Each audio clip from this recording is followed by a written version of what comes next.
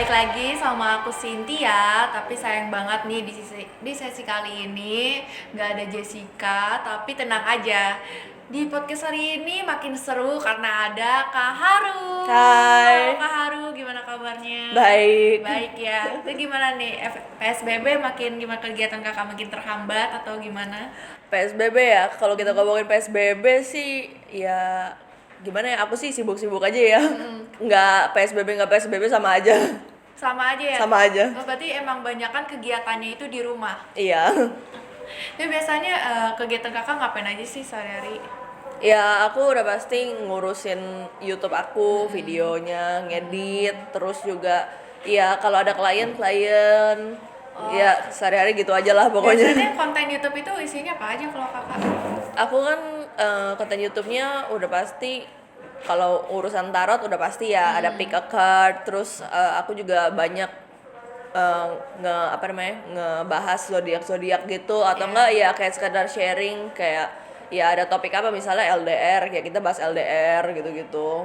Oh, kayak topik-topik request kayak gitu.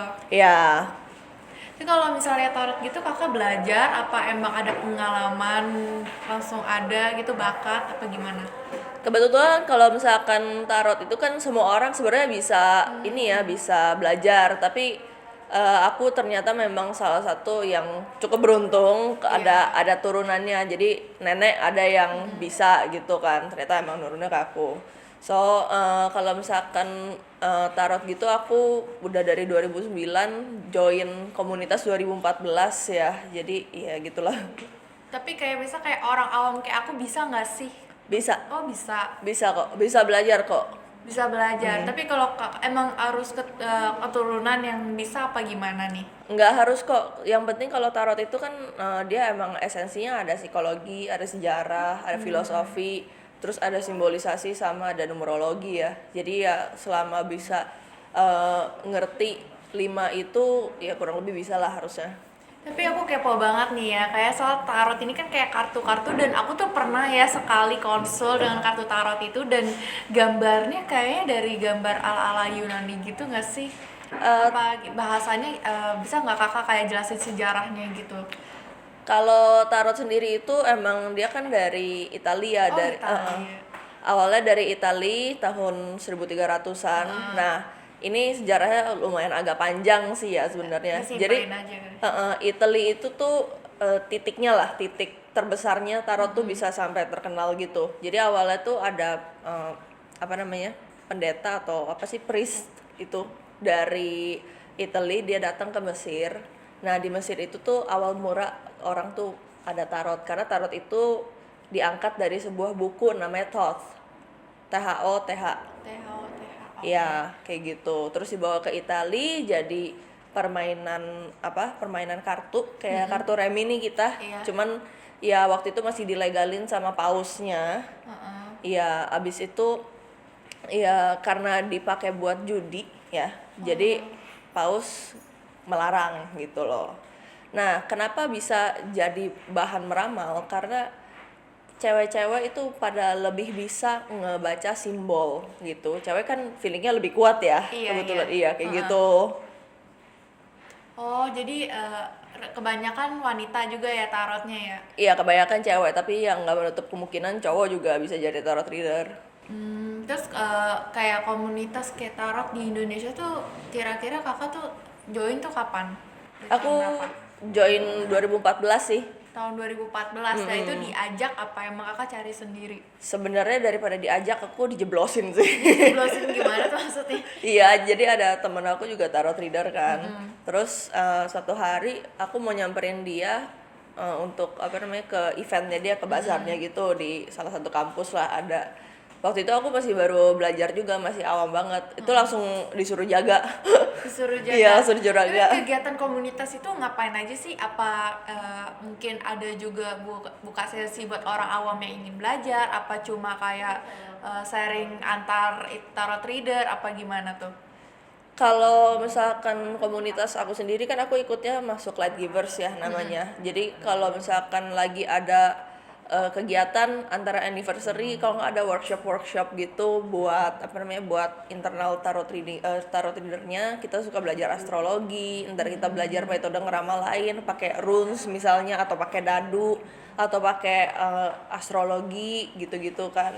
Jadi kalau misalkan buat yang public, Light Givers juga sediain bagi kalian yang mau belajar tarot reading, itu ada kelasnya setiap bulan. Setiap bulan ya. Tapi bukannya setahu aku ya kalau astrologi itu lebih kayak bintang-bintang zodiak gak sih? Iya, astrologi sendiri itu ilmunya. Jadi kayak kita tuh baca natal chart, terus kita bisa baca keadaan, bisa baca kayak personalita karakter orang-orang tuh seperti apa. Nanti di hidupnya kira-kira susahnya di area apa, hokinya di area apa, itu bisa kelihatan di astrologi. Jadi itu lebih ke arah ilmunya sih. Kalau misalkan zodiak itu ya itu juga ilmu, tapi ya itu lebih kayak patokan dasar aja sih. Jadi kayak subnya astrologi. Berarti tarot sama zodiak, tarot itu lebih kompleks ya daripada zodiak. Sama-sama kompleks sih, tapi ya emang ada ciri khasnya masing-masing. Wah, apa tuh ciri khasnya coba? Kalau misalkan astrologi itu ya kita untuk ngeliat kayak misalnya nih ada yang namanya astronaci juga ya. Jadi astronaci ini dipakai buat orang-orang yang main trading saham. Jadi astrologinya itu dipakai untuk ngelihat baca keadaannya dulu. Iya, Kalau iya, tarot itu lebih ke arah personal. Kalau astrologi itu lebih ke arah lingkungan. Oh ya, Kayak aku pernah gitu-gitu. sih kayaknya waktu itu aku lupa ya kak. Aku tuh pernah nyoba yang kayak yang tadi kakak bilang tuh yang buat trading saham itu yang pokoknya ngitung matahari gitu nggak sih kak? Yang planet itu kayak Iya. gitu-gitu. Tapi kakak pernah nyoba nggak kayak gitu? Aku pernah nyoba sih dan itu aku pusing banget karena aku nggak pernah ya.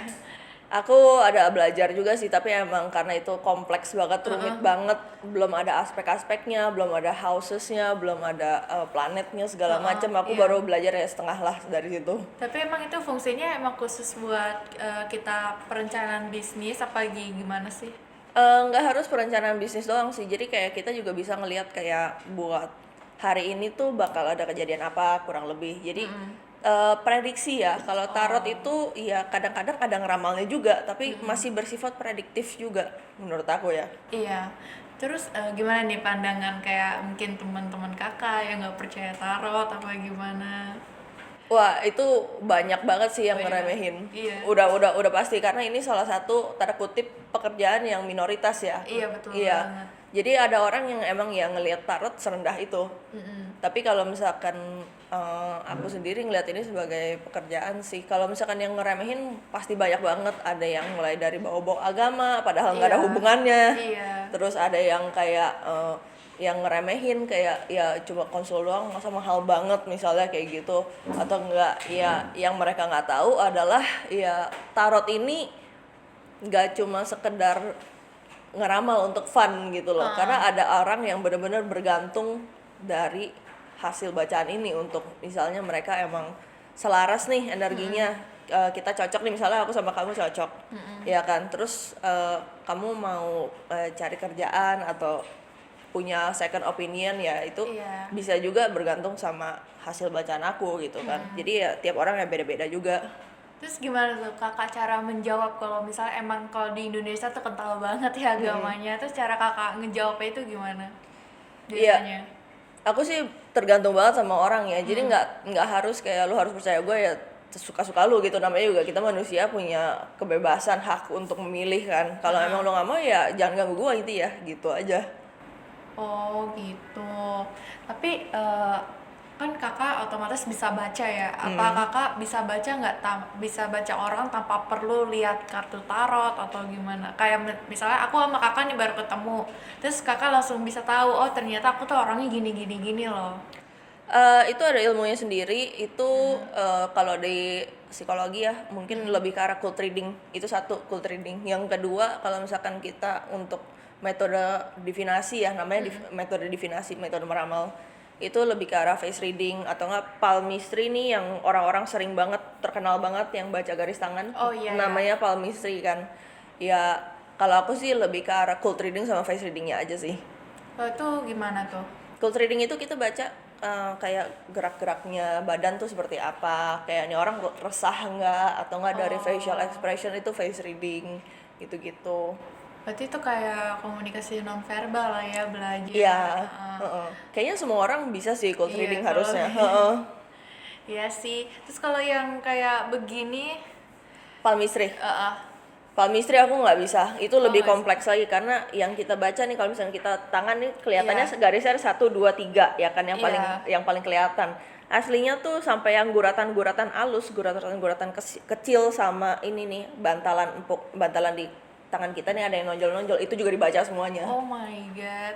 Ya setahu aku sih kalau yang ini kayak ini nyambung nggak? Kalau nyambung artinya bla bla bla kayak gitu-gitu. Ternyata sampai guratan-guratan kecilnya ya. Iya. Terus kalau soal kartu tarot ya, eh, biasanya tuh kayak kakak tuh kayak open praktek, kayak ngomong praktek apa konsul? Konsul sih aku. Lebih ke konsul ya. Nah ya itu buka di tempat mungkin sebelum PSBB apa gimana?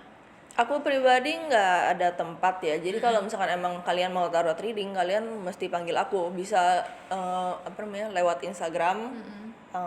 Ya di situ sesinya nanti ada email, ada apa, ada apa. Kalau sekarang kan PSBB nih ya, aku nggak buka yang untuk meet up gitu. Jadi bukanya ya online aja.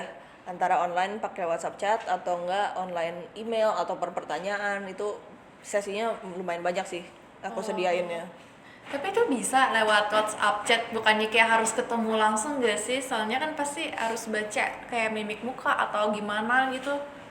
Memang sebenarnya sih sama aja ya. Aku sih nggak ngerasa yang beda-beda banget karena aku udah prinsip kalau misalkan tarot reading itu aku pribadi cuma perlu tanggal lahir. Kalau misalkan ada foto boleh. Yang penting itu tanggal lahir. Yang penting kelihatan dari tanggal lahir itu kan lebih tok ya, lebih konkret. Misalnya nih Iya. tanggal 18 Mei tahun 93 misalnya. Iya, Ya iya. kan itu kan ada stereotipenya lah jatuhnya. Jadi buat patokan dasarnya ya itu akan jauh lebih bagus, jauh lebih akurat dari tanggal lahir. Kalau misalnya mau ketemu ya itu experience buat si kliennya sih yang lebih apa ya, lebih ya wah ngambil tarot sendiri nih gitu. Aslinya sih ya kurang lebih sama. Kurang lebih sama ya. Terus kalau misalnya kayak tarot itu ada jenisnya nggak sih? Apa kayak emang satu aja udah kartu tarot gitu? Tarot itu selama ini sih kartu ada 3 ya, ada Lenormand, ada tarot, ada oracle. Wah itu Tiga-tiganya ya mirip tapi nggak sama gitu loh. Kalau tarot udah pasti itu jumlahnya pas ya, 78 kartu, 78 tok pokoknya. Kalau misalkan oracle itu ya tergantung si artisnya mau bikin berapa. Biasanya sih 36 kartu doang. Dan itu enggak simbolnya sama artiannya, itu benar-benar tergantung sama si artisnya. Gitu. Kalau misalkan tarot itu udah pasti, tapi simbolnya mungkin di kartu, kita ambil kartu apa ya? Yang contohnya misalnya Empress. Kartu Empress nomor 3 itu ada yang ngegambarin si ceweknya tuh lagi hamil, ada yang ngegambarin ya emang ceweknya powerful aja kelihatannya gitu. Iya. Ya itu balik lagi ke artisnya, tapi kalau di tarot ya Empress gitu, nggak ada Empress jadi princess gitu, nggak ada. Gitu. Kalau oracle kita ngomonginnya tuh dia lebih terserah artisnya. Kalau Lenormand ini tuh ya ini bisa dibilang cukup unik ya, karena Marianne Lenormand sendiri ini yang nyiptain kartu ini berdasarkan nama dia, dan dia adalah salah satu cartomancer. Cartomancer tuh pembaca kartu ya, cartomancer yang benar-benar terkenal sampai dia pernah ngebacain Napoleon. Jatuh sama masa kejayaan Napoleon itu semua dia yang ramalin. Itu zaman dulu, itu cartomancer dari Perancis. Jadi emang ada kartu apa subnya ya, itu karena dia. Jadi ini juga salah satu awal dari tarot sendiri gitu. Berarti kayak tarot itu ada level-levelnya nggak sih? Maksudnya level gimana nih? Kayak mungkin ada yang pembaca tarot pemula apa gimana? Kalau menurut aku tarot reader itu semuanya bebas ya. Cuman kalau misalkan untuk takeran ya, tanda kutip Iya. takerannya itu paling dari pengalamannya gitu. Dari Jadi pemula atau enggak, bagaimana dia bisa ngebaca simbol sama ngerelasiin sama situasi si klien, nah itu yang kelihatan. Oh alah, terus kalau misalnya nih ya, kalau ke tarot, kayak aku tuh pernah kan, yang aku bilang cerita tadi tarot. Nah itu yang gambar-gambarnya itu berarti dari Italia semua, apa penggambarnya yang mulai dari Mesir? Itu Sama nama-namanya itu? kalau misalkan gambarnya sendiri Heeh. itu kita berhutang sama yang namanya Pamela Anderson ya, kalau nggak salah. Bukan Pamela Anderson, itu artis, sorry. Oh, iya. Pokoknya namanya sama-sama Pamela. Heeh. Pamela Coleman Smith namanya. Dia yang ngegambar simbol tarot modern. Oh, Kalau berarti dulu tradisionalnya kayak gimana tuh? tradisionalnya kayak kartu remi. Oh, Iya, jadi diadaptasiin. Coba kalau kartu remi itu kan ada as sampai 10, terus Jack Queen King, Iya. ya kan. Kalau di tarot tuh ada 14, itu kan tadi cuma 13 kan. Heeh. Tarot itu as sampai 10, page, knight, queen, king. Jadi ada 14. Gitu. Itu yang gambar semuanya Pamela Coleman Smith. Jadi kakak bisa juga tuh yang baca yang kartu tarot yang tradisional tuh? Tradisional kurang lebih harusnya sama sih. Sama ya? Kurang lebih itu mah lebih ngarah ke Lenormand sih kalau menurut aku. Berarti kalau yang tarot-tarot gitu sebenarnya lebih kayak ke ilmu psikologi ya, apa gimana? Ilmu psikologinya ada, tapi nggak bisa nge-deny juga untuk orang yang emang ternyata punya bakat lebih. Ya bisa aja dia ngeramal gitu, jatuhnya bukan prediksi lagi. Oh, tapi ini kayak kakak ini kayak ngeramal apa prediksi nih? Apa itu sebenarnya ngeramal prediksi itu sama nggak sih? Beda tipis sih. Beda tipis ya? Aku sih lebih ke dua-duanya karena ya gimana ya. Aku juga pernah ngeramalin orang, kalau ini beneran ngeramal Iya, ya. iya. Dari kartu tahun depan kamu nikah bulan Februari, itu kan ngeramal, ya kan? Oh, itu Karena udah kayak ngeramal. tek gitu kan. Udah pasti Kalau ya? prediksi kayaknya kamu tahun depan ini nih bakal nikah, tapi nggak tahu bulan berapa. Itu prediksi kan. Oh, Ya, oke, beda oke. dong. Iya, iya. Kalau ngeramal itu kayak Mama Loren. Oh iya. Itu yang dari nothing aja bisa jadi something. Oh, tapi kalau kayak iya kalau kayak pramal gitu berarti dia juga harusnya bisa kayak kartu tarot apa kayak emang nggak bisa gitu? Enggak, tarot itu nggak bisa distereotipein sama peramal yang seperti itu juga sih sebenarnya. Jadi ini benar-benar daerah abu-abu lah tarot tuh. Antara lo bisa prediksi doang atau bisa dua-duanya atau ya ngeramal gitu loh. Kartu itu cuma buat jadi tumpuan aja. Terus kalau Tergantung. misalnya tadi kan ya yang tadi kakak cerita ya, kalau tarot tuh bisa lewat dadu. Itu lewat dadu tuh kayak gimana tuh mekanismenya tuh? Itu bukan tarot, itu namanya astragalomancy. Jadi Oh, iya. metode divinasi untuk memakai dadu. Kalau bibliomancy itu juga namanya mensi ya, itu metode divinasi. Bibliomancy itu seni meramal pakai buku. Siapapun itu bisa, aku bisa ajarin kalian juga. Tapi Kalau pakai buku berarti kayak otomatis kayak hafalan gitu dong, apa gimana tuh? enggak, kalau buku ini emang bukan salah satu metode meramal yang cukup efektif ya, tapi ya namanya kalau misalkan kita lagi iseng itu bisa. Jadi gini, bibliomancy itu kamu cukup ambil satu buku, bukunya itu lebih disaraninnya ya, itu ya kitab-kitab lah atau ya sesuai agama masing-masing, itu terserah. Kalau misalkan nggak ada juga nggak apa-apa, pokoknya buku apa aja kamu bukunya kamu nggak usah ditepok sih, maksudnya kayak cuma dipegang gitu aja, terus kamu mikir kamu mau nanya apa. Habis itu kamu buka bukunya, kalimat pertama yang kamu baca itu jawabannya. Itu gampang banget sih sebenarnya. Kayak nggak sengaja gitu nggak sih? Oh kayak misalnya ini kan kayak aku Kristen, berarti aku buka Alkitab gitu ya, terus kayak aku memikirkan mungkin bisa ya kayak aku lagi mikir masalahku apa gini, solusinya terus buka kayak gitu. Oh aku kira tuh kayak ada buku khusus gitu loh. Tapi Kayak buku khusus gitu ada nggak? actually ada yang bikin. Ada yang bikin juga. Book of Answer, Book of Question, itu 2 buku. Tapi itu bukunya berasal dari mana tuh? Italia, Mesir apa gimana? Enggak, itu orang yang bikin lah, modern punya. Oh. Bukan dari sejarah. Oh bukan dari sejarah, Iya. aku kira tuh dari sejarah terus ada terjemahan kayak gitu. Enggak. Tapi kalau kayak gitu tuh kayak kartu tarot atau zodiak kayak gitu, kakak lebih percaya mana? Dua-duanya sih, karena logikanya gini, kalau misalkan memang tarot dan zodiak dinilai tidak efektif, ilmu itu nggak akan bertahan dari zaman kuno, benar gak? Iya sih, Ribuan benar. tahun masih dipakai gitu kan, Iya, iya. ibarat kata.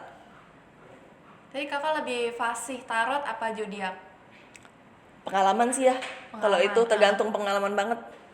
Tapi kalau bisa apa sih yang membedakan tarot sama zodiak? Kayak mungkin nih kalau dalam pikiran aku ya sebagai orang awam, kalau zodiak tuh aku cuma buat kayak bahan omongan sama orang lain.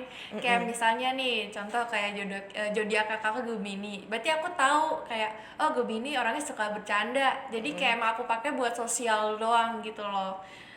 Tapi kalau misalnya tarot mungkin emang lebih kayak ke pertanyaan hidup kayak gitu. Tapi kalau menurut kakak gimana? Kalau ini kita ngomongin zodiak ya, bukan astrologi ya. Oh iya. Beda nih. Ah. Kalau zodiak iya, memang untuk icebreaker itu alat yang bagus ya, Iya. topik yang menarik gitu Iya. loh. Karena untuk mengenal perkenalan namanya. Tapi kalau misalkan tarot itu untuk memecahkan masalah, lebih ke arah situ, lebih ke arah kayak kamu keadaannya kayak gimana, kita harus gimana.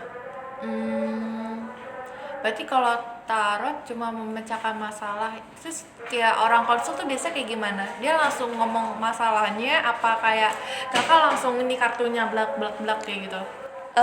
Akan jauh lebih baik kalau misalkan kalian yang mau konsul ke tarot reader manapun, itu cerita sedetail-detailnya. Jadi Oh, iya. dari cerita kamu itu ada, kamu pasti kan ada sebabnya kan. Iya. Kita baca akibatnya sama harus apa gitu.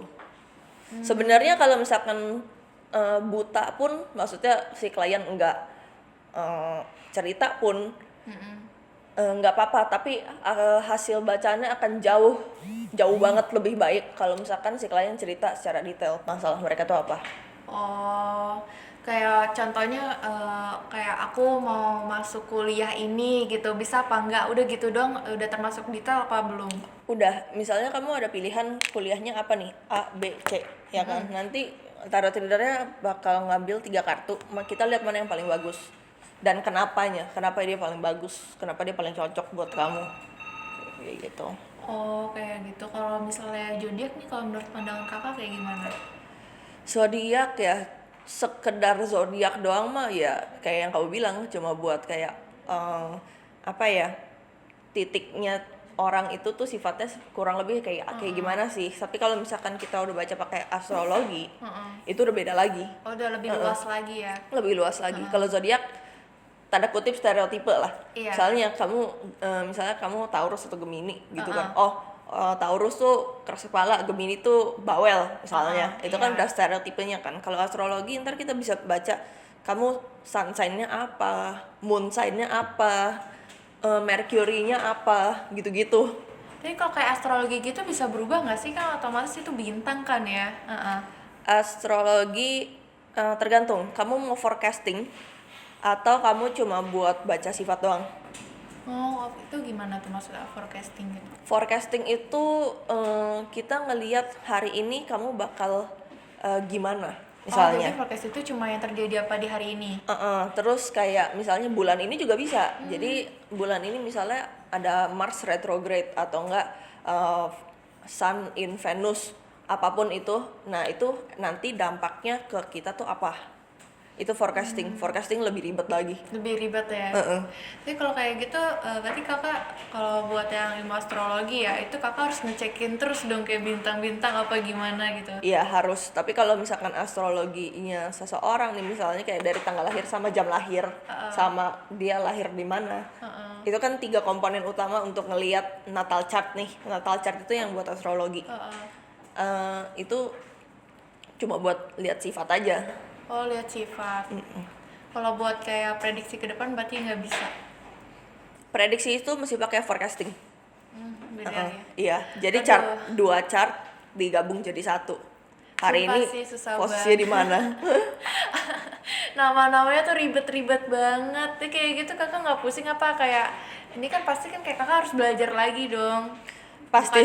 bukan dari kayak sekedar kayak keuntungan. Mungkin kalau yang kakak bilang tadi keuntungan dari lahir, tapi kan pasti itu secara enggak sekompleks ilmu-ilmu kayak gitu kan. Terus itu kakak belajar tuh dari tahun kapan? Aku belajar otodidak. Kalau yang untuk astrologi ada modal nanya-nanya anak komunitas juga. Iya. Sekarang sih aku juga sempet cari kelas-kelas online gitu yang murah-murah. Iya, belajar forecasting segala macam. Lebih dibiasain aja sih sebenarnya. Tapi biasanya nih kalau orang-orang yang konsul biasanya konsulin apa kebanyakan? Percintaan. Percintaan. Percintaan terus pekerjaan mungkin ya. Itu udah pertanyaan favorit semua orang, kira-kira saya dipecat gak PSBB ini? Oh. Itu banyak banget yang nanya.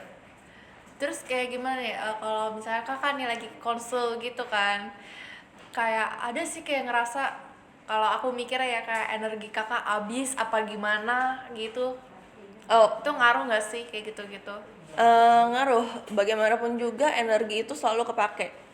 Kalau untuk tarot reading, ibarat kata gini, 1 jam tarot reading intens itu ibaratnya kayak kalian masuk ke ruang kuliah, dosennya Iya. killer dan kalian duduk paling depan 2 jam Oh my penuh. God. Iya, kayak gitu. Jadi soalnya pasti kayak ngadepin pertanyaannya kayak gitu ya. Tapi kayak gitu bisa nggak sih? Oh ada tarot intens ya, aku baru tahu loh tarot intens berarti kayak private gitu. Enggak, maksudnya intens itu kayak gini.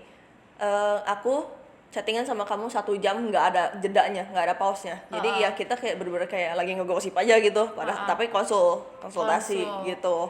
Ada karena kenapa ada aku bilang ada intens apa enggak? Karena ada aja klien yang kayak ngilang dulu 5 menit, terus kitanya masih nungguin gitu kan.